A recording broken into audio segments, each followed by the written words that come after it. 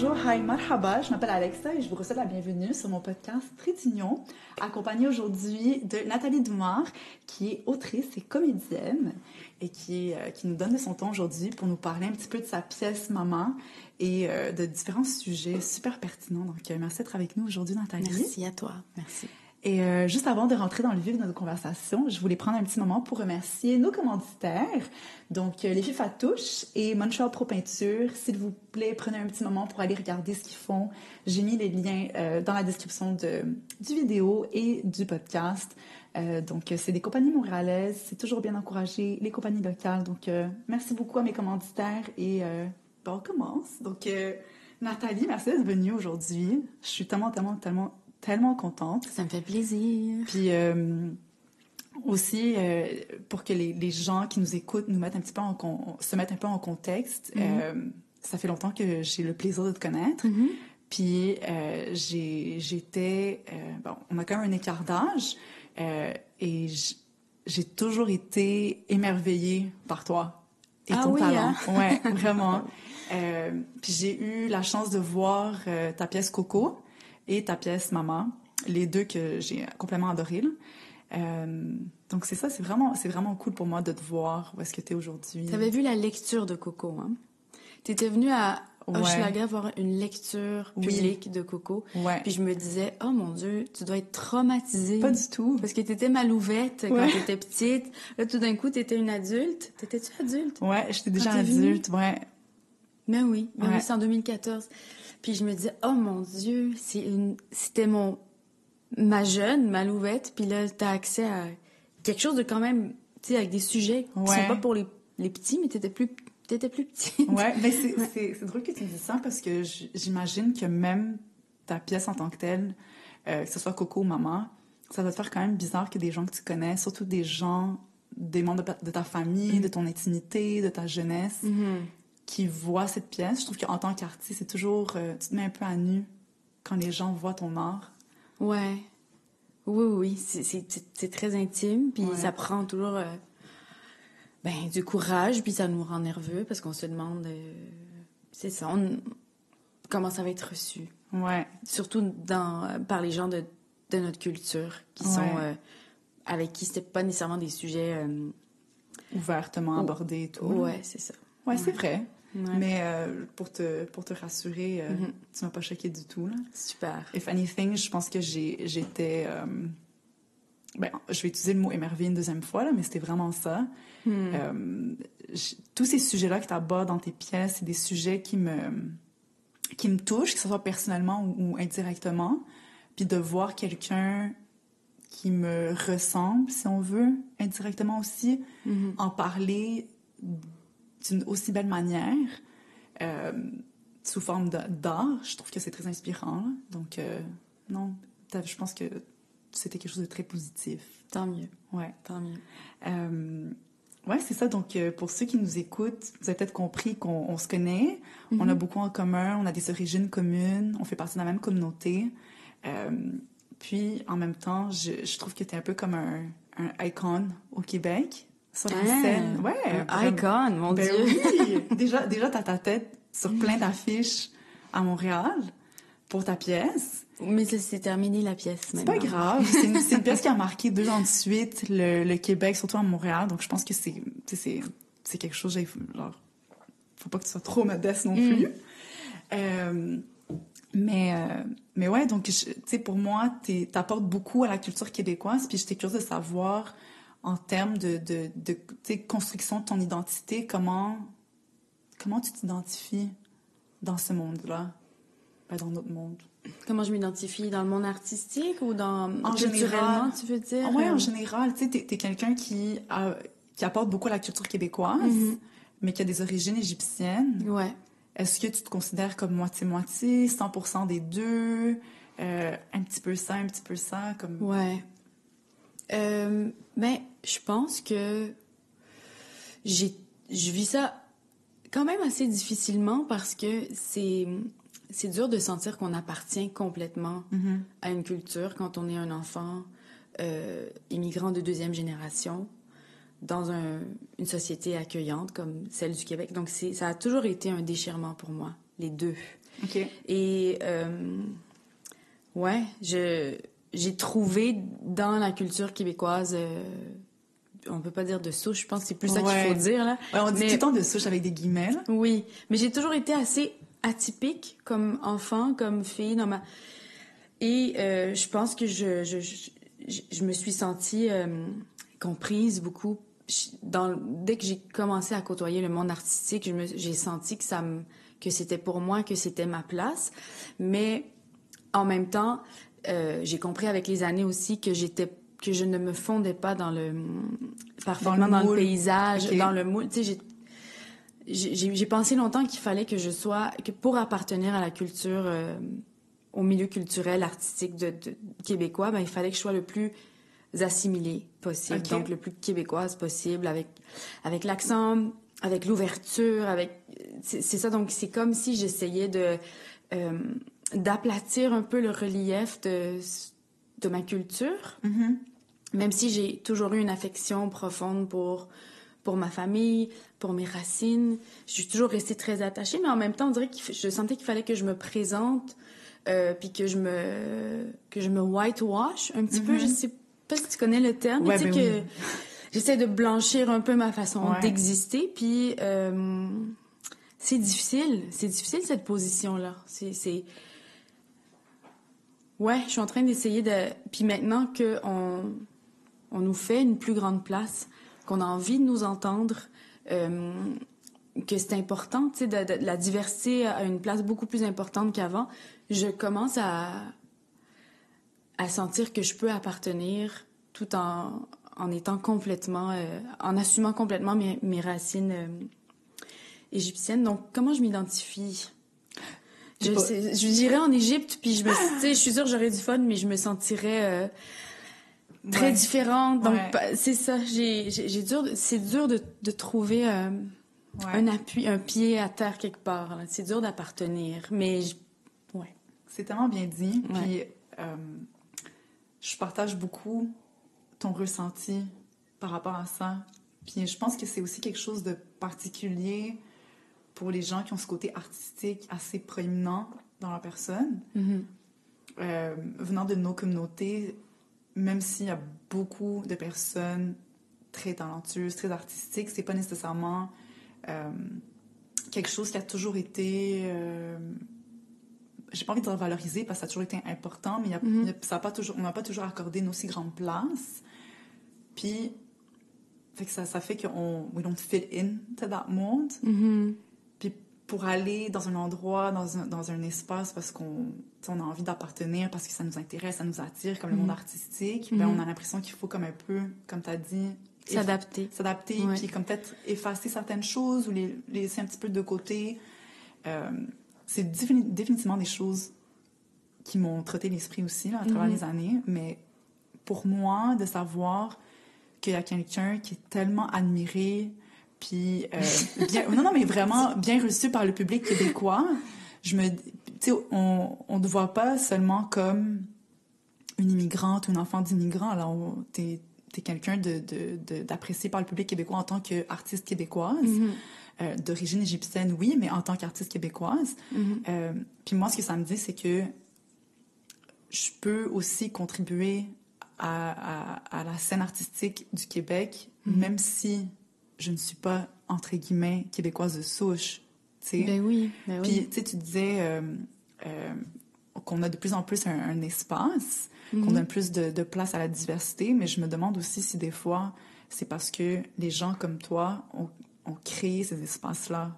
Des fois, on dit, genre, if you don't have the opportunity, create yourself the opportunity. You know? Puis, toi, t'avais les compétences, puis j'imagine les ressources aussi pour créer des pièces. Puis t'as décidé d'aborder des sujets qui allaient valoriser ces gens-là aussi. Tu sais? Oui, mais je pense que c'est un chemin qui est en train d'être tracé, puis c'est un travail collectif, puis qu'on est nombreuses et nombreux à tracer ce chemin. Mon premier texte, en fait, je parlais pas du tout, j'avais pas du tout envie de parler de ma culture. J'avais envie de juste être une personne qui écrit, une fille québécoise qui écrit une pièce puis qui a quelque chose à dire et ça, qui n'a elle ne se définit pas uniquement par le fait qu'elle est une immigrante de 2e génération. Elle a une vie normale. C'est une fille dans la trentaine qui... C'est ça. Donc, ouais, mon premier texte, c'était important pour moi de commencer, de commencer comme ça. Ouais. Puis de pas être identifiée de pas être mise dans une case pour... J'avais peur que ça me... Que ça me restreigne. Oui. OK. Oui. Puis qu'est-ce que tu disais tantôt? Mais je suis curieuse maintenant de savoir comment est-ce que tu t'es rendue, où est-ce que la pièce s'est rendue. Parce que pour moi, le fait que tu as commencé avec un personnage qui est pas rattaché à des origines d'ailleurs, je pense que ça n'enlève rien à la pièce dans le sens où ton personnage est un individu à part entière, puis chaque personnage aussi. Mais il y a ce côté... de culture égyptienne qui est aussi présente dans la pièce. Puis je me demande comment... Tu parles de la pièce Coco? Non, de Maman. Tu parlais de Coco. Oui. OK. Ah oui, non, je parlais pas de Maman. Maman, c'est totalement diversité. Ben oui, complètement assumé, là, tu sais. C'est drôle, parce que c'est ça, mon premier texte, oui, OK, Coco, ton premier texte, je pense que il le n'était premier... pas du tout question de ma culture. OK. Et puis ensuite, il y a eu le deuxième, c'était Sissi, où c'est drôle, c'était une fille égyptienne qui est tannée de sa culture puis qui veut se trouver des amies québécoises pour devenir une mère qui est plus québécoise qu'égyptienne. Tu sais, c'est vraiment... Puis là, Maman, c'est le contraire. C'est une ode complètement aux femmes de ma communauté. Ouais, fait que c'est vraiment... Il y a vraiment une progression dans les trois, là, dans où est-ce que j'en suis. Mais j'ai totalement reçu ça comme une ode à ta famille puis à ta communauté. Puis d'ailleurs, je pense que tu as fait une job incroyable, merveilleuse de véhiculer ça comme message. Mais aussi, ce que j'ai reçu, c'est que c'est toutes des femmes qui, même si elles ont tout ce côté-là culturel, égyptien, il y a aussi comme le poids québécois aussi qui rentre dans la balance, puis c'est un peu de naviguer entre les deux, entre la société dans laquelle tu te trouves, puis tes origines, puis ta société à la maison, si on veut. T'sais. Oui, puis ça reste que cette pièce a été... Tu sais, je suis québécoise, je suis née ici, puis j'ai grandi ici, puis j'ai baigné complètement dans la culture québécoise. Donc, le texte ne pouvait pas être celui d'une personne qui est née en Égypte puis qui vit en Égypte. 100%. C'est un texte qui est 100% québécois aussi. C'est ça qui est particulier. Puis je pense que c'est pour ça que c'est allé chercher un public aussi assez large, puis que les Québécois aussi ont pu s'identifier parce que c'est écrit par quelqu'un qui les connaît très bien. Puis c'est indissociable maintenant pour moi, les deux cultures. Donc c'est difficile de dire je suis moitié. C'est vraiment... C'est devenu une identité propre d'être les deux. Ouais. Puis les femmes chez nous, j'imagine pour toi aussi, mais c'est des femmes qui ont un grand respect puis beaucoup d'amour aussi pour la culture québécoise. Même si elles sont nées en Égypte, c'est des femmes qui aussi ont envie de s'adapter puis qui prennent l'accent des fois. Il y a des femmes chez nous qui vont tout d'un coup... En ce moment, je te parle comme je te parlais quand j'étais ton animatrice scout. Mais quand je parle à des personnes québécoises de souche, je change d'accent. Quand je parle à mon amoureux qui est québécois, je sais pas, il y a aussi le côté... le côté francophone. Ma famille, leur langue maternelle, c'était le français en Égypte. Comme nous, pareil. Comme vous, c'est ça. Puis on dirait que ça aussi, c'est du monde profondément francophone. Je pense que ça aussi, ça nous lie au Québec. Je pense qu'il y a un mariage assez particulier et aisé qui s'est fait entre notre culture puis la culture québécoise. C'est très vrai. T'as mis les mots dessus. Je pense pas que j'aurais pu l'exprimer aussi bien que toi. Mais c'est vraiment ça. Je pense que le fait qu'on vienne d'une communauté qui est déjà à la base francophone, même en dehors du Québec, ça joue beaucoup aussi dans la balance. Mais tu sais, tes personnages aussi, tu dépeins les différences entre les générations. Puis je pense que ces différences-là, qu'elles soient entre des femmes issues d'Égypte, au Québec, ou des femmes québécoises de souche, ou des femmes de d'autres cultures ailleurs dans le monde, au Québec, je pense que c'est un peu... Universel. C'est ça. Ouais. Tu sais, c'est le fait d'être une femme dans le monde d'aujourd'hui, avec un bagage culturel qui est peut-être pas au même niveau que la société dans laquelle on habite au quotidien.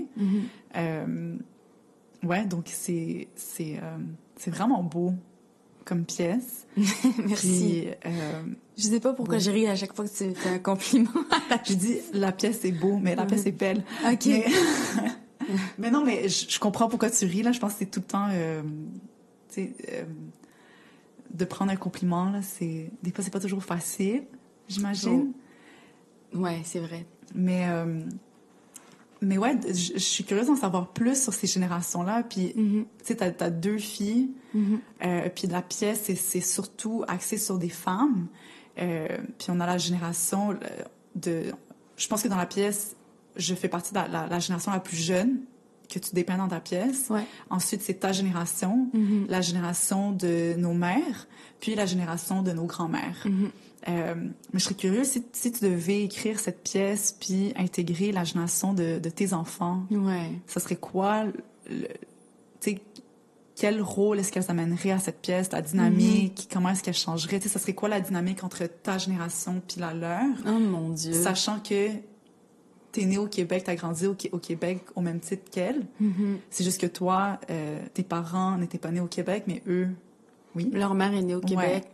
Puis elle a quand même adopté grandement la culture québécoise. Ouais. J'ai l'impression, si on parle pas des personnages, j'ai l'impression que nos enfants, mes enfants en tout cas, vont vivre un bien moins grand déchirement par rapport à leur culture. Puis je pense qu'elles sont quand même assez intégrées. Puis on s'assure, leur père et moi, de leur transmettre des valeurs très, très, très ouvertes. Là, j'ai fait des choix dans la vie aussi qui étaient pas les choix de la majorité chez nous. Je suis quelqu'un de divorcé. J'en connais pas vraiment des gens de notre communauté, ou presque pas. Divorcé en garde partagée avec les... Tu sais, c'est quand même... Et bon, j'ai été en couple avec une femme, là, tu sais, je le dis, tu sais, mais... Ouais, donc, ouais. il y a toutes sortes de décisions, de choix de vie que j'ai fait qui imposent une certaine ouverture. Tu sais, que mes filles ont vu ça, puis donc elles vont être, je pense qu'elles vont vivre beaucoup moins de culpabilité que moi j'ai pu en vivre. Puis dans la pièce Maman, la plus jeune génération, ben je sais pas si tu t'en rappelles, mais il y en a une en particulier qui a un choix déchirant à faire, qui pleure énormément, qui est complètement noyée dans la culpabilité. Je pense que si je devais écrire des personnages de l'âge de mes filles, je pense pas que ce serait juste de leur faire vivre beaucoup. C'est pas des filles qui vivraient une telle culpabilité, un tel déchirement. Ouais. Je pense que ça serait un choix à faire, mais un choix qui leur appartient et qui est pas. Elles seraient pas soumises au jugement, puis en fait, elles ne se laisseraient pas soumettre à la désapprobation des plus vieilles, puis c'est des filles qui apprennent qu'elles s'appartiennent, puis en autant qu'elles soient respectueuses, tu sais, des autres, puis inclusives, puis elles savent qu'elles ont le droit d'aimer ce qu'elles ont envie d'aimer, elles ont le droit d'être ce qu'elles ont envie d'être, qu'on va les soutenir, mais que ça prend du travail pour faire ce qu'on veut dans la vie, il faut travailler, puis il faut être respectueux, c'est ça. Donc si je devais les écrire, J'adore tellement ce que tu dis, puis je me dis que le jour où je serai mère, c'est dans cette philosophie que j'aimerais élever mes enfants aussi. Excuse-moi. Il n'y a pas de problème. Mais, tu sais, cette ouverture d'esprit au monde, tout en appréciant aussi... Tu sais, le fait d'être ouvert d'esprit et d'être ouvert au monde, d'accepter, de respecter les autres, ça fait pas qu'on renie ses origines nécessairement, ou, tu sais, il y a comme moyen de faire les deux. Puis je pense que ça, c'est quelque chose qui réussit à se faire plus tard dans les générations, parce que justement, il y a ce déchirement à certains stades. Tu sais, ta génération, entre ta génération et ma génération, tu sais, par exemple, ta génération, tes parents sont venus à un âge peut-être plus âgé dans leur vie d'adulte, tandis que, par exemple, mon père et ma mère sont venus un peu plus jeunes, parce que c'était comme un peu les frères et sœurs des gens de la génération de ton père ou de ta mère. Les petits frères et sœurs. Ouais, il y a comme des écartages, ce qui fait que nécessairement les plus jeunes, vu qu'ils viennent plus jeunes, ben, ils évoluent aussi avec la société. Ils viennent pas déjà... à 18 ans, là... Ouais, c'est ça. Comme il y a des immigrants qui viennent, puis il faut qu'ils s'intègrent à la société à l'âge adulte, quand ils ont déjà façonné leur identité. Tandis que quand tu es un peu plus jeune, ben, ton identité, tes valeurs, ta compréhension du monde est encore en train de se façonner. Donc, il y a encore la possibilité, il y a comme une marge de manœuvre un peu plus large. Ouais. Ce qui fait peut-être que pour ma génération... pas dans tous les cas, évidemment, là, c'est sûr que ça dépend des contextes pour chacun. Peut-être que, tu sais, on voit déjà la différence entre ta génération puis la mienne, de Moi, par l'expérience des parents aussi. Puis on va continuer à le voir pour les générations plus jeunes. Je suis sûre qu'il y a des choses que j'ai vécues ou que les gens de ma génération ont vécues que nos enfants ne vivront pas, tu sais, ou n'auront pas ce déchirement. Comme mais encore là, c'est tellement variable d'une famille à l'autre, parce que je connais des gens de ma génération qui auraient jamais pu, ou se seraient jamais permis de faire ces choix-là. Puis je connais des enfants de l'âge de mes filles qui n'ont pas cette ouverture-là. Non? Donc, ça varie, je pense, d'une famille à l'autre. Donc, c'est ça, on n'évolue pas tous en même temps, les générations. C'est vrai. Mais oui, il y a quand même... Plus on va être exposé à des gens de notre culture qui ont fait des choix qui sont atypiques, plus je pense qu'on a la possibilité de... C'est tellement vrai, puis ça me rappelle quelque chose que ma mère m'expliquait tout le temps, là, quand on parlait un peu de xénophobie puis d'ignorance. Elle m'expliquait que les gens qui sont comme, on va dire, racistes, souvent... Ça vient de la peur, puis de la méconnaissance, puis de l'ignorance, mais du moment qu'une personne est exposée à un autre type de personne, que ce soit différentes couleurs de peau, une différente orientation sexuelle, une différente identité de genre, peu importe, ben, ta perspective de ce monde-là évolue aussi. Ouais. Tu sais, quand ça se passe au sein d'une famille, je pense que c'est comme une manière de ouvrir un peu une porte. C'est pas tout le monde qui va vouloir la franchir, mais il y en a beaucoup qui vont faire comme « Ah! » Ouais. Mais si t'as toujours été homophobe et qu'il t'apprend un jour que ton frère est homosexuel, t'as pas le choix de faire un peu de chemin, parce que c'est ton frère, parce que tu l'aimes, parce que tu le respectes, puis là, tout d'un coup, ben, c'est ça. Puis c'est un chemin qui se fait pas nécessairement rapidement. Non, ça peut prendre du temps, mais définitivement, là, puis c'est quelque chose que j'ai remarqué autour de nous aussi. Puis je pense que c'est super important d'accepter que ça prend du temps. Tu me voles les mots de la bouche. Oui, OK. Une chose que j'ai trouvée difficile, on parle plus de la pièce, mais bon, en tout cas, la pièce, une des thématiques dans la pièce, c'est l'homosexualité, mais dans une famille égyptienne. Mais une chose que j'ai trouvée très difficile, c'était de voir chez les gens de mon entourage qui étaient des gens très, très ouverts, des gens pour qui c'était zéro un problème, des gens qui avaient grandi dans une famille complètement ouverte avec aucune restriction.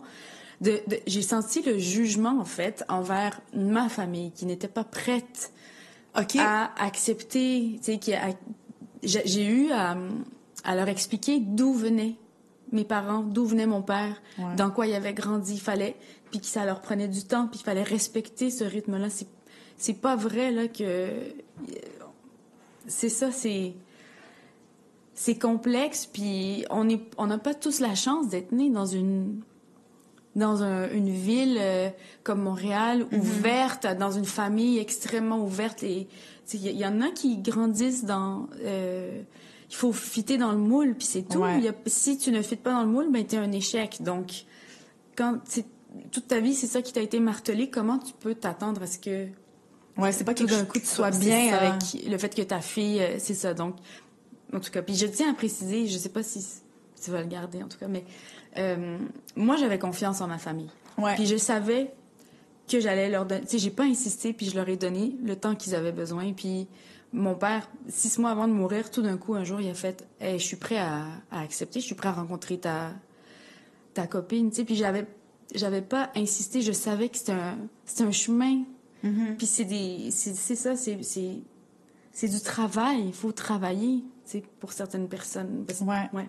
Mais ça, c'est quelque chose que j'ai beaucoup admiré de ta pièce, puis que j'admire aussi de chez toi, c'est cette capacité de faire coexister justement ces deux sentiments très puissants. Tu sais, il y a ta vie puis ta vie de famille, puis des fois, ça peut avoir un clash, mais t'es tellement posée et humble aussi, puis t'es consciente que, bon, c'est des gens que tu aimes, c'est des gens qui t'aiment, c'est des choses qu'ils vont peut-être pas comprendre ni accepter rapidement, mais t'es pas en train de tu sais, le cancel culture, tu vas pas cancel ta famille pour ça, puis ils vont pas te cancel en retour pour ça. Il y aura comme un cheminement qui va être fait ensemble, même si ça prend, tu sais, des fois, vous n'allez pas être au même rythme non plus, là, puis ça va prendre du temps. Mais c'est ce que j'adore, c'est que dans ta pièce, on le voit, puis on le comprend, que dans une famille comme celle qui est dans ta pièce, dans celle de maman, il peut y avoir des désagréments, des désaccords entre les générations, entre les gens de la même génération, entre, tu sais, les différents rôles de la femme dans la famille. Mais au bout du compte, il y a quand même de l'amour, puis c'est ça l'important. Puis je trouve que j'ai remarqué que souvent, on va associer certaines cultures ou certaines communautés à une école de pensée, on va dire, à des positions politiques ou des positions sur l'homosexualité ou peu importe. Puis on va se dire, ah non, c'est des gens fermés d'esprit. Mais en réalité, tu sais, on est fermé d'esprit jusqu'au jour où on ne l'est pas. Puis qu'on est confronté à certaines choses pour s'ouvrir un petit peu plus. C'est juste que ça donne que certaines communautés ou certaines cultures ont déjà fait ce bout de chemin que les autres n'ont pas encore fait. Puis dans ta pièce, puis aussi dans ce que tu es en train de me véhiculer, on ressent cette patience de faire ce bout de chemin avec eux et de pas juste dire non, tu sais. Ouais. Ben oui, le personnage que j'interprète, elle est complètement amoureuse de sa famille. Elle les connaît, puis elle a une tendresse infinie pour elle, puis elle comprend que dans leur tête à elle, elles sont dans l'incompréhension. Ouais, ça, j'allais te dire, ça la touche, ça. Puis elle essaie pas de les brusquer plus que ça, tu sais. Ouais. Puis l'amour est là, puis l'amour s'en ira pas, tu sais. C'est ça qui me touche énormément chez nous, c'est que on s'aime la complicité, l'humour, tu sais, il y a rien en fait, et puis c'est malheureusement pas dans toutes les familles. J'ai la chance d'avoir ça dans ma famille parce que j'en connais, moi, qui pourraient jamais le dire à leur famille, qui n'ont pas cet espace-là. Mais moi, j'ai la chance de l'avoir. Puis ça, peu importe les cultures, ça se retrouve partout. Tu sais, il y a du monde... L'amour est là ou n'est pas là partout. Ça n'a pas rapport avec notre culture. Mais ce qui me touche le plus, dans ma famille, c'est c'est inconditionnel pour de vrai, tu sais. Ouais. Tu sais, quand on parle d'amour inconditionnel, je suis comme... C'est dur, le concept. Mais dans la mienne, je suis comme, mon Dieu, c'est vrai, ça existe. Puis, peu importe, il y a une solidarité. Puis, peu importe les différences de valeurs, il y a une union qui est là, puis qui est... C'est ça, qui est insoluble. C'est ça? Indissoluble. Qui n'est pas soluble. La question à la mauvaise personne. Ouais, c'est pas la... Alors, tu vas éditer ça aussi. Voilà, c'est un peu gros, c'est un peu facile ce que j'ai dit, mais ouais, c'est vrai, c'est important. Ouais, mais c'est vrai aussi que c'est quelque chose qu'il faut reconnaître parce que c'est pas donné à tout le monde non plus d'avoir une famille comme ça. Déjà, avoir une famille, c'est pas donné à tout le monde, puis avoir une famille qu'elle soit ouverte ou qu'elle soit pas ouverte, mais qu'elle soit aimante, puis qui est prête à prendre son temps pour faire ce cheminement, c'est pas donné à tout le monde. Oui, puis tu sais, on parle d'ouverture, là, on parle juste d'homosexualité, mais ma famille est ouverte sur tellement d'autres affaires. Tu sais, c'est pas une affaire de... de culture. Puis c'est des gens qui sont accueillants, puis qui sont ouverts sur le monde, puis qui ont une sensibilité, une empathie. Tu sais, il y a énormément d'autres qualités, tu sais. Donc, ouais. Wow. Mais c'est vrai que t'as une très belle famille, puis une famille aimante. Hein. Genre, j'ai le plaisir d'en connaître plusieurs, puis c'est vrai. Mais, tu sais, par rapport à ta pièce, est-ce qu'il y avait des messages particuliers que tu voulais, que tu tenais vraiment à véhiculer dans ta pièce, que tu as senti qui ont été moins identifiés par le public?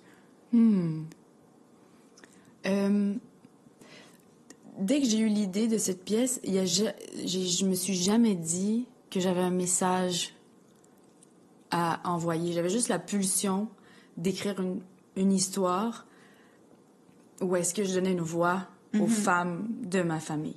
Puis j'avais envie qu'on les voie, qu'on les connaisse, Puis j'ai une amie qui m'a dit, c'est tellement cool parce que ta pièce, il n'y a pas de message. Puis j'étais comme, comment ça, il n'y a pas de message? Elle dit, mais on sent pas que t'es là pour...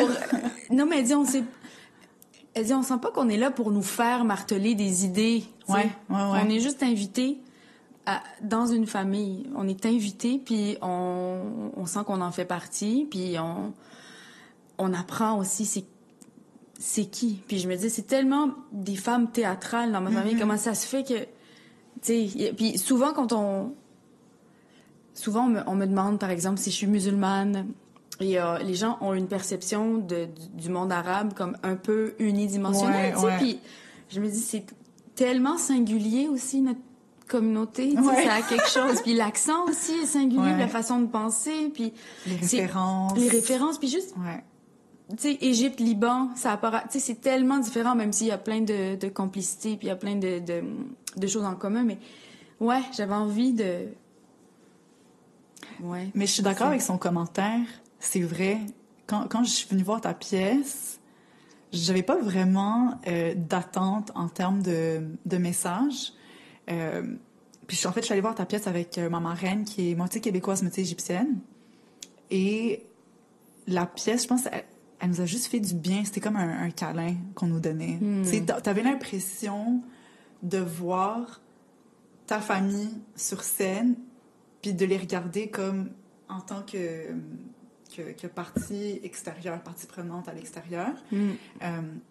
J'imagine que pour tout le monde, l'expérience était différente aussi. Là. C'était pas nécessairement de voir ta famille, mais de juste voir une famille, de les observer. Puis c'était tellement un beau moment parce que autant que ça m'a fait rire, ça m'a fait remarquer des choses que peut-être que j'avais pas remarquées au sein de ma propre famille aussi. Par exemple, j'ai comme pas envie de donner des punchs, là, mais justement, il y a un choix déchirant à faire pour une des filles de la plus jeune génération, que la grand-mère va la guider puis l'épauler un peu dans sa décision, sans rien lui dire. Puis je trouvais ça tellement puissant parce que c'est vraiment ça. C'est de voir que malgré les différences de génération, malgré les différences de perspective puis d'opinion sur certaines choses, tu sais, une femme, c'est une femme, là. Peu importe la génération dans laquelle tu te trouves, il y a des choses qui sont juste propres en tant que femme, en tant qu'humain, tu sais, l'expérience individuelle. Puis, tu sais, en tant que grand-mère, tu es capable de mettre aussi de côté ton opinion sur quelque chose pour le bien d'un membre de ta famille. Ouais. Puis je trouve ça tellement beau, tu sais, ce côté du non-dit, tu sais, des gestes qui se communiquent pas oralement, qui se font, puis ça veut tout dire, tu sais. J'ai trouvé ça beau, puis ça m'a fait penser aussi au monde de ma famille, puis tout ce qu'elles m'amènent, tout ce qu'elles m'apportent en tant que femme. Tu sais, j'étais reconnaissante, là, j'étais vraiment contente. Ouais, non, c'était spécial de voir une pièce qui me ressemblait autant, pour vrai. Puis même dans les expressions, il y avait des expressions, à un moment donné, il y avait quelques phrases en arabe que une des mères disait. Ouais. J'ai tellement ri, il n'y avait personne autour de moi qui comprenait, mais moi, j'avais les larmes aux yeux. J'étais comme, oh mon Dieu, on dirait que quelqu'un a pris une caméra dans notre maison avec toutes les femmes présentes. Ouais. C'était tellement beau. Ben, pour moi-même, j'étais super touchée d'avoir cette place-là à la place des arts. Tu sais, je me disais, enfin, c'est valide, on peut raconter notre histoire, on peut parler de ce qui se passe dans notre petit salon entre nous. Puis c'était universel parce que c'est ça, beaucoup de femmes québécoises m'ont écrit pour me dire, parce que ça parle aussi de la violence aussi. Ouais. Puis la violence dans une famille, c'est aussi universel. Il y a ça qui nous lie aussi, les femmes. Puis c'est pas juste les femmes qui vivent de la violence, non, les hommes aussi peuvent en vivre, mais moi je parle de cette violence spécifique là, tu sais, de la femme qui s'efface pour son mari, qui se sacrifie, qui protège aussi l'image de son... Tu sais, donc ça, c'est quelque chose qui est universel. Donc, beaucoup de gens ont pu s'identifier aussi à cause de cette thématique que j'ai pas du tout inventée. Ouais. Mais justement, tu sais, le titre de mon balado, c'est Trait d'union. Je trouvais que ta pièce, c'était tellement une belle manière de faire un trait d'union entre, justement, ces femmes-là puis les femmes québécoises, pour montrer que, au bout du compte, on vit les mêmes affaires à la maison, tu sais. En tant que femme, tu sais, on est des femmes qui ont soit des femmes égyptiennes ou des femmes québécoises ou des femmes haïtiennes ou des femmes de n'importe quel pays. C'est la même chose. Il y a certains défis qui vont être différents parfois, mais une femme est une femme, peu importe d'où elle vient. Puis, je pense que c'était nécessaire comme genre de pièce, parce que je trouve que ça a éveillé beaucoup d'esprit à ça, puis ça a sensibilisé des gens aussi sur certains sujets. Puis je pense que des gens comme moi qui ont vu cette pièce, ça leur a permis de prendre un pas en arrière puis de voir un peu comme the bigger picture. Tu sais, on parlait des gens de ta famille qui ont vu la pièce, comment est-ce que eux l'ont reçu aussi, la pièce. Tu sais, ça doit faire drôle de voir sa propre famille sur scène. Ben, ce qui est important à dire, c'est que c'est pas exactement ma famille. Oui. Il y a aucun inspiré, personnage à part le mien qui est quand même inspiré de moi, là, qui est spécifiquement inspiré de... Mais elle se reconnaissait quand même, de voir... admettons, je suis ta cousine, je vois la pièce, puis je comprends rapidement que ton personnage parle de ton expérience. Je pense que ça peut permettre de développer beaucoup d'empathie aussi par rapport à comment toi, t'as vécu la chose, comment toi, t'as vécu ton expérience. Est-ce que ça a ouvert des discussions en famille ou avec ton entourage en général? Oui, ben on m'a beaucoup posé des questions. Ça, c'est... je pense qu'il y a... Il y en a qui voulaient pas la voir, qui ont choisi de ne pas la voir. OK. Ils sont pas nombreux, mais tu sais... Mais ceux qui sont venus, la plupart sont venus. Je pense qu'ils étaient émus aussi de se voir. De se voir être représentés sur scène. Puis aussi, il y avait énormément de clins d'œil à des anecdotes, tu sais, beaucoup de clins d'œil. Fait que ça leur a fait... Je pense qu'ils ont beaucoup, beaucoup ri. Puis certains m'ont... Ouais, ça a pas... Tu sais, je pense qu'il y en a qui étaient très discrets, qui n'ont pas voulu trop être... Il y en a qui étaient peut-être confrontés, donc ils ont apprécié, puis ils ont essayé de... Ouais, on n'a pas eu des très profondes discussions par rapport à ça. On dirait que... Ça reste tabou un petit peu. Ben, tabou. Certains sujets restent encore un peu tabous, puis... J'étais à l'aise Au début, j'étais nerveuse de leur présenter, puis après, je me suis dit non, parce que dans ce récit, il n'y a personne qui est méchant, tu sais. Il y a personne qui est diabolique. Tu sais, tout le monde... j'essaie de pas être dépeinte justement comme une victime, là, tu sais.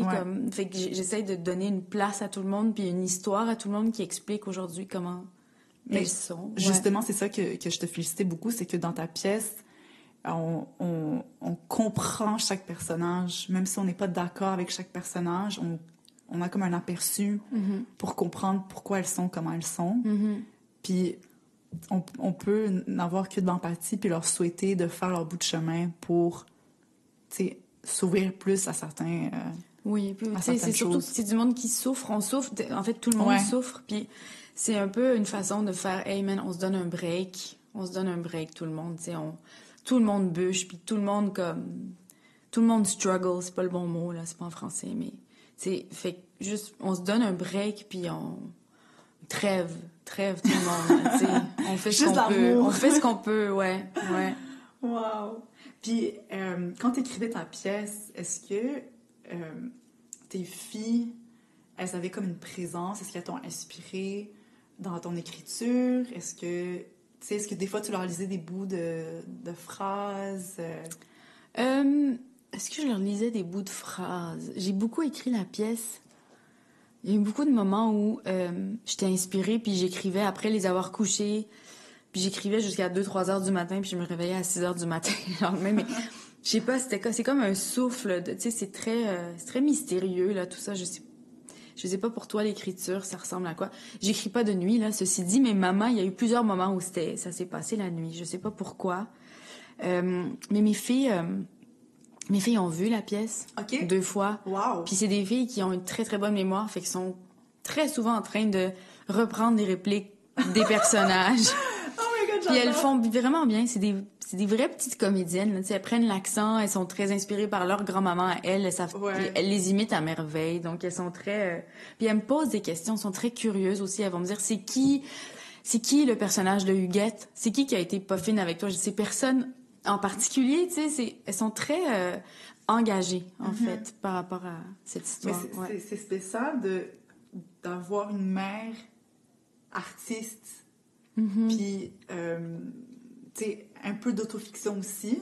Donc, bon, c'est pas ta vie, mais c'est inspiré. Puis, tu sais, si elles font partie de ta vie, elles vont rapidement comprendre qu'il y a des choses qui ont inspiré tes œuvres, que ce soit cette pièce ou une autre. Puis, ça doit être spécial de voir un peu qu'est-ce qui pousse qu'est-ce qui pousse notre mère à être inspirée, qu'est-ce qui l'inspire pour telle chose.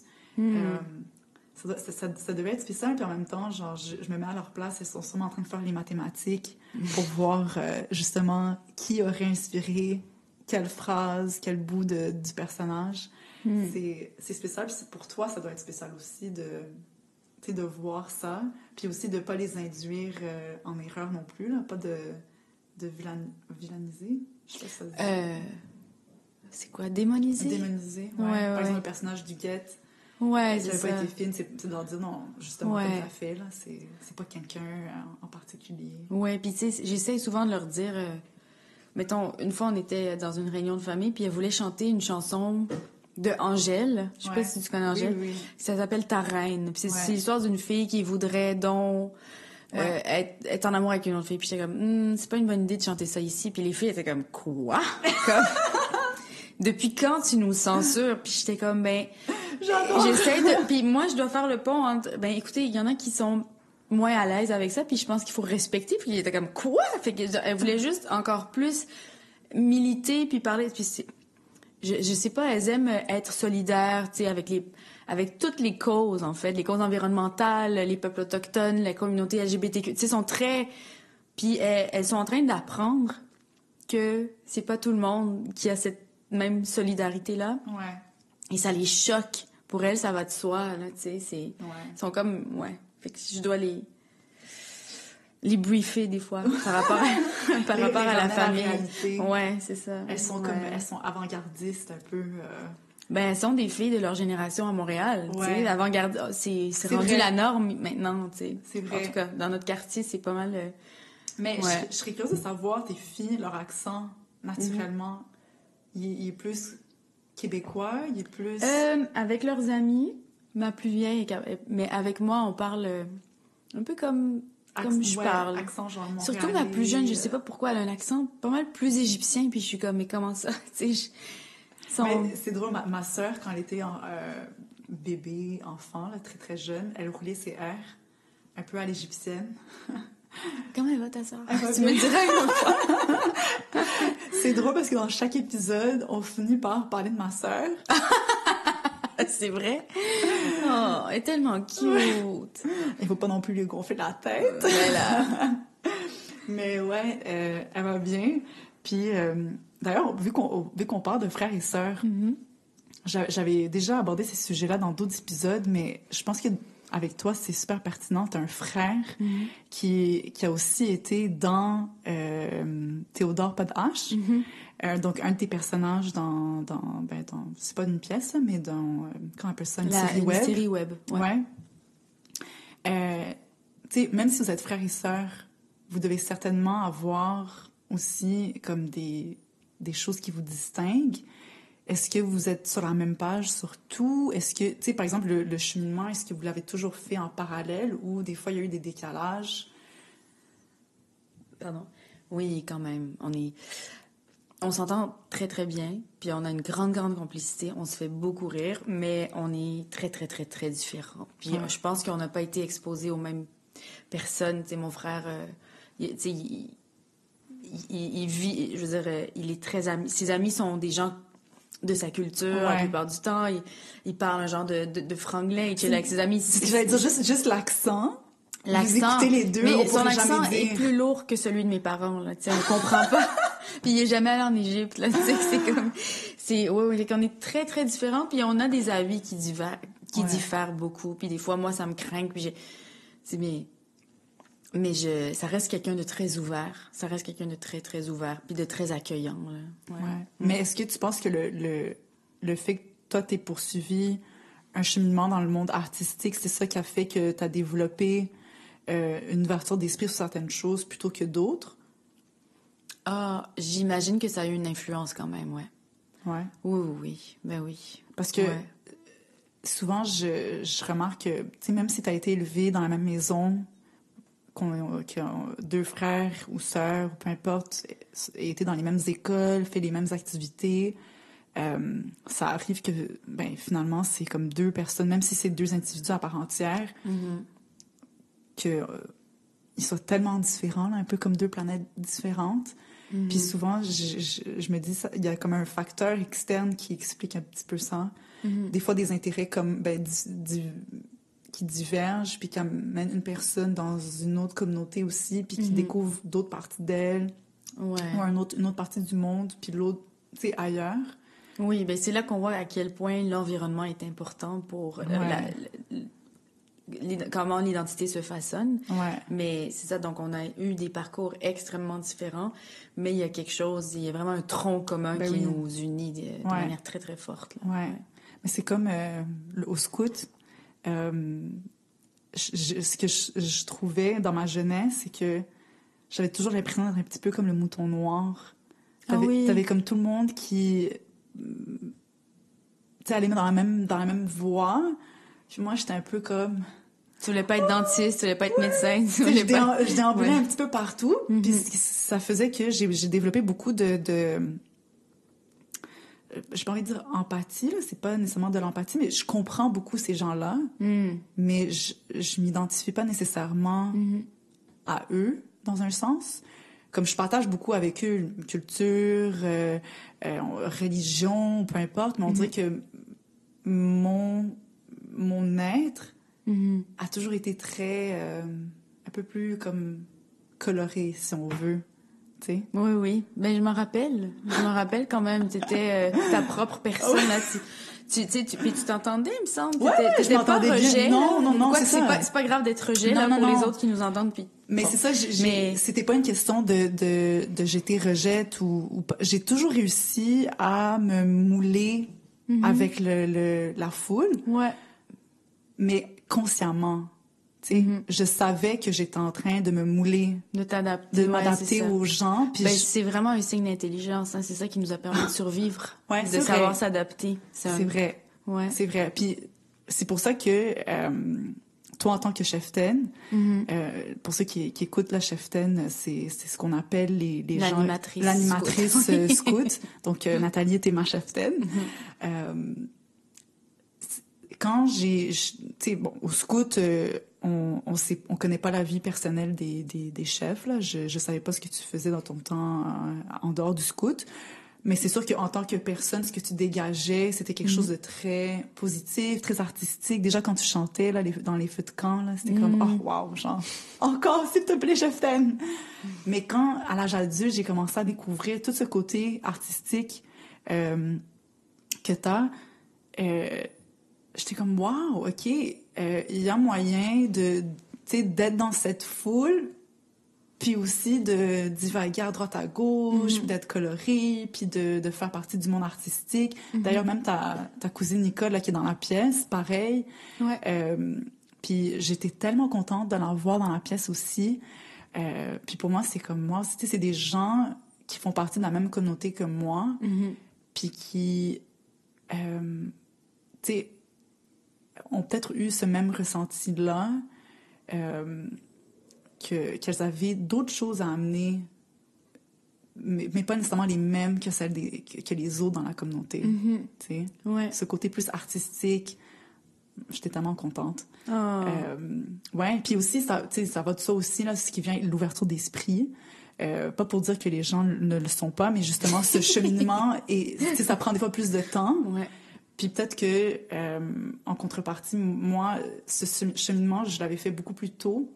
Fait qu'un peu comme tes filles, j'étais un peu comme pourquoi personne voit les choses de cette manière-là encore, tu sais. Puis j'ai comme développé cette patience, puis ce respect aussi pour les autres, même s'ils pensent pas de la même manière que moi. Oui.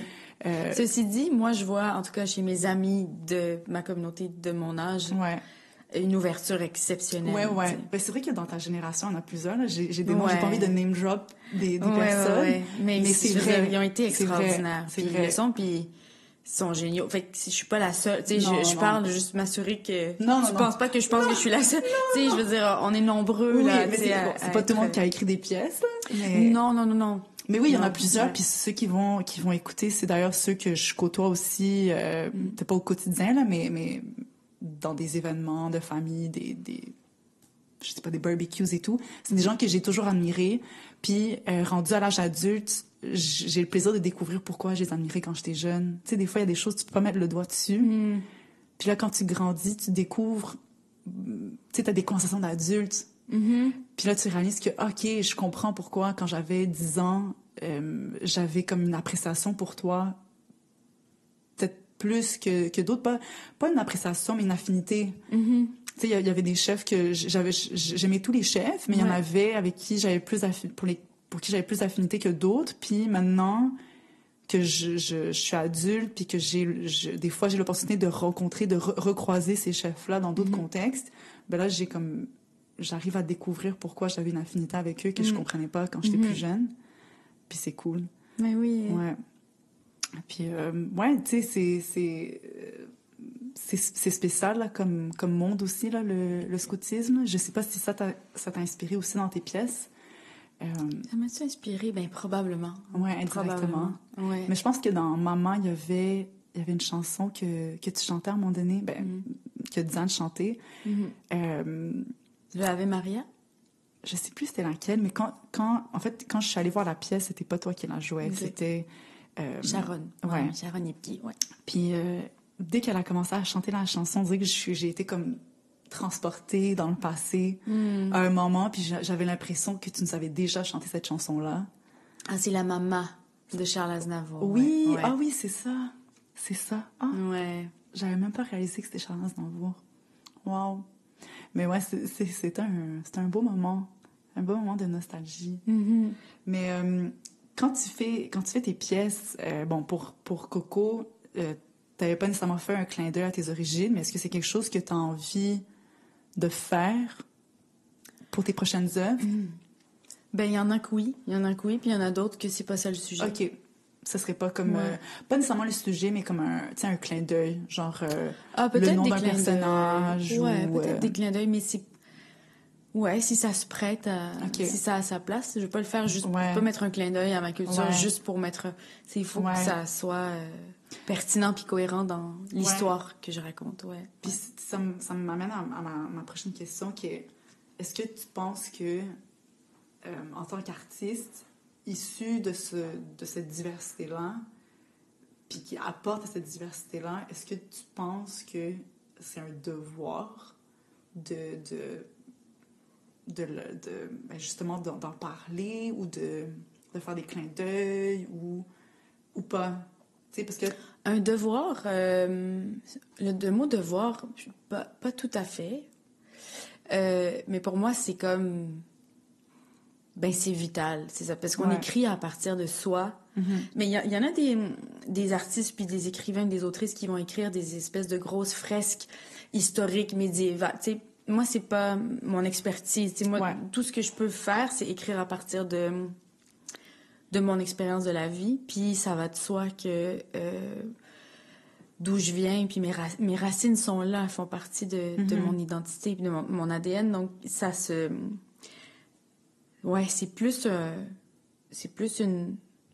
En ce moment, c'est une nécessité. Je sais pas si c'est un devoir, mais Ouais. je me demande, tu sais, peut-être qu'éventuellement... en fait, c'est ça, oui, j'ai d'autres sujets desquels j'écris qui sont Ouais. pas à propos de... Mais justement, des fois, j'ai l'impression que on se met de la pression à devoir se restreindre à certains sujets parce que on en fait partie. Puis là, on se limite à des sujets quand il y en a beaucoup d'autres qu'on aimerait aborder, mais qu'on n'explore pas parce Ouais. qu'on veut rester dans cet univers-là, puis redonner, si on veut, à cette communauté-là, à cette diversité-là et tout. Puis, tu sais, même moi, des fois, je suis comme, j'en dirais que j'aimerais ça parler d'autres choses. Puis en même temps, je suis comme, mais on dirait qu'il faut que j'en parle parce que c'est comme, ça fait tellement partie de moi, puis... Ben, c'est ça, si c'est une pulsion profonde, une nécessité, Ouais. c'est important de le suivre, Ouais. mais je pense pas qu'il faut aller par là si on se force à... Tu sais, il faut que ça vienne de Ouais. quelque chose Ouais. d'innommable, tu sais. Ouais. C'est pas, le mot, c'est pas innommable, mais c'est de lointain, ou c'est comme un souffle. C'est un souffle. Fait que si... Puis je pense que ça paraît... Tu sais, si j'écris quelque chose, puis que c'est trop mental, puis que c'est pas... Ça paraît... On dirait que le message se transmet pas. Donc ouais, ça doit être quelque chose d'instinctif. Peu Ouais. importe le sujet, ouais. C'est vrai. Si t'es pas inspiré naturellement, ben tu peux pas non plus forcer les choses, hein, mais... Ah, mais des fois, on peut essayer de se forcer un peu. J'ai un ami qui écrit tous les jours, même s'il n'est pas inspiré, puis il écrit 2 heures tous les jours. Oh my Puis God. des fois, même si il s'emmerde, au bout de 2 heures, des fois, il y a quelque chose qui débloque. Fait que Ok. des fois, ça a l'air que ça se force un petit peu, l'inspiration. Ouais. Ouais. Moi, je me souviens une fois, j'avais comme le syndrome de la page blanche. Puis j'avais pas écrit, ça faisait un bout de temps. Puis tout le monde me demandait, quand est-ce que tu as un prochain article qui va sortir? Ça fait longtemps que tu n'as pas écrit et tout. Puis je me souviens, une fois, je me suis assise devant l'ordinateur, une page blanche, jusqu'à temps que je ponde quelque chose. Puis au début, j'écrivais rien. J'écrivais un mot, j'effaçais. J'écrivais un autre mot, j'effaçais. Puis finalement, j'ai juste commencé à écrire ce qui me trottait dans la tête, n'importe quoi. Puis c'est en écrivant que j'ai comme réussi à comme créer du sens à ce que je pensais, même si dans ma tête, il n'y avait pas de sens, il n'y avait pas comme de fil directeur de mes pensées. Mais si on me donne, par exemple, un sujet, puis on me dit, il faut que tu écrives sur tel sujet, Ouais. des fois, c'est difficile. Des fois, ça va sortir, mais d'autres fois, ça va juste être comme, not today, try again tomorrow. Ouais. Puis, tu sais, par exemple, toi, tu fais ça à temps plein. Est-ce que des fois, ça te ronge un peu de devoir être inspirée puis inspirante au quotidien? Inspirée, ben c'est plus la discipline, je trouve, qui est difficile. Mais ouais, en ce moment, j'ai des projets qui existent et j'ai la chance de pas me sentir bloquée, mais j'ai une vie quand même assez chargée, j'ai des enfants, je suis aussi comédienne, tu sais, j'ai une vie... Fait que c'est de... Mais déjà 2 enfants. Déjà 2 enfants, c'est beaucoup. C'est beaucoup. Fait que d'essayer de trouver un équilibre dans tout ça, c'est ça qui est plus difficile que l'inspiration pour l'instant. Mais je sais que personne n'est à l'abri du syndrome de la page blanche. Ça m'est arrivé à un moment donné, dans Maman, j'y ai rencontré pour la première fois, j'avais rencontré un espèce de blocage où je ne savais pas comment me rendre d'une scène à l'autre. Je savais pas comment arriver Je connaissais la fin, puis je savais pas comment y arriver, puis ça a débloqué, là, pas longtemps après, thank God. Mais ouais, voilà. Je me demande si, des fois, t'as déjà la fin en tête ou le début en tête, mais t'as pas l'histoire. Ouais. Moi, c'est souvent comme ça. Ouais. Je sais exactement comment je veux commencer quelque chose ou comment je veux le terminer, au mot près, mais c'est comment, justement, m'y rendre. Ouais. Puis c'est là où je bloque. Puis je suis comme, comment est-ce que je fais pour amener le lecteur du point A au point B, tout en ayant un sens, puis comment dire, un purpose, comment on dit ça en français? Un but. Ouais. Puis c'est difficile. Des fois, ouais. Mais il y en a un chemin. Ouais. Faut creuser jusqu'à ce qu'on... C'est du travail, c'est comme... Faut défricher, c'est... Ouais. Est-ce que tu veux nous parler un petit peu de tes prochains projets? Oui, ben là, j'écris une pièce pour... Je suis en résidence au théâtre La Licorne. Et j'ai invité mon amoureux Francis William Réaume à écrire avec moi cette pièce. Donc, c'est une pièce... on est encore au tout début du projet. Puis c'est tout un exercice d'être deux têtes créatrices, de la rencontre de nos deux mondes. Ben évidemment, ça se passe bien si on est ensemble, mais là, c'est ça. On est deux personnes qui sommes habituées de faire nos projets, puis là, il faut trouver une espèce un flow de collaboration. De collaboration. On est en train de défricher ça. Et j'ai une autre idée de pièce. Je suis pas prête à en parler tout de suite. Ben non, on va en parler. Mais puis j'écris pour le cinéma en ce moment. OK. Puis j'ai quand même plusieurs projets. Wow! Oh my God! C'est vrai, tu me disais que tu as l'habitude d'écrire différentes choses en même temps. Moi, je peux pas faire ça. On dirait que mon esprit, il faut vraiment que je sois dans une chose à fond. Ben, je pense que c'est la meilleure chose, de plonger dans une affaire à la fois. Ouais. C'est difficile. Ouais. Mais avant de terminer l'épisode, j'avais une question. Est-ce que tu t'attendais au succès que maman a eu? Non, je m'attendais pas. Non. Au succès que maman a eu. Ben, je savais que c'était que je me doutais qu'on allait avoir du plaisir à la jouer pour le public. Puis non, je m'attendais pas à c'était comme une belle telle réaction là. Oui, c'était merveilleux. Ça t'a pris combien? C'était au-delà de mes espérances. Ouais. C'était quand le moment? Est-ce que tu as un moment où est-ce que tu as réalisé l'ampleur que ça prenait? Puis je pense à la première médiatique. On l'avait joué la veille et ça avait super bien été. Mais là, il y avait la première médiatique qu'on fait devant nos pairs, devant des journalistes, devant nos amis comédiens, nos amis metteurs en scène. Puis la réaction avait été tellement vive. Puis en sortant de scène, je me rappelle, je suis allée aux toilettes puis j'ai fondu en larmes, là, tu sais. Puis c'est comme si, je sais pas, c'était... j'étais triste, mais heureuse. Ouais. J'étais étrange comme sentiment. C'est le sentiment du devoir accompli, là, tu sais, de tout ce travail, toutes ces années voyons, toutes ces années ça a mijoté pendant tellement longtemps, ça m'a habité, ça m'a hanté pendant... Puis d'arriver, d'accoucher, en fait, de ce projet-là en groupe, parce qu'on était public, 13, là, tu sais. Ouais, il y avait quelque chose d'assez enivrant, mais d'assez particulier, ouais. C'est spécial. C'est vraiment spécial comme moment. Puis je pense qu'en tant qu'artiste, ça doit être comme bittersweet un peu. Parce que surtout dans le cas de maman, un de tes personnages te ressemble beaucoup. Fait que de le voir sur scène, puis de le voir être apprécié, puis compris, puis tu sais,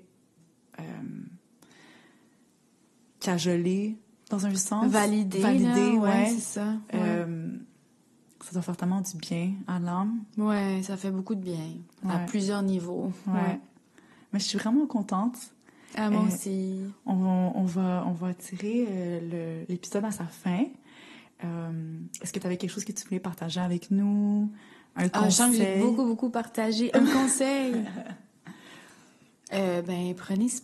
C'est important de prendre soin de soi, de pas trop s'en mettre sur les épaules. Je pense que c'est ça le petit message. Je suis d'accord avec toi. Ouais. C'est vrai. Des fois, on a la mauvaise habitude d'en prendre trop sur ses épaules. Il hoche sa tête. Mais merci beaucoup d'être venue, Nathalie. Ça me fait plaisir. J'ai hâte de voir la suite des choses pour tes projets. et de te voir aussi au grand écran, peut-être, ou de voir un de tes scénarios. Inch'Allah. Inch'Allah. Ah, c'est bien dit, ça! Merci. Merci à toi, Merci Alexia. tout le monde. Bye! Bye bye.